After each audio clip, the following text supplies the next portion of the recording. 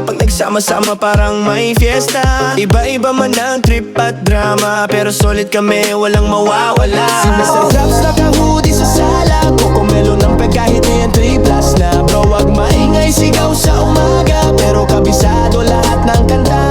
Si Pomelo, grabe ang diskarte, daming babae, parang may parte. Si Patrick Starfish, puro kalokohan, pag seryosohan, biglang nawawala. Timpo ganda, oh pogit maganda, kahit mag-asarang barkada pa rin talaga. Timpo ganda, walang iwanan, kahit sabog-sabog kami, masaya naman. Timpo ganda, solid hanggang dulo, walang perfecto, pero totoo.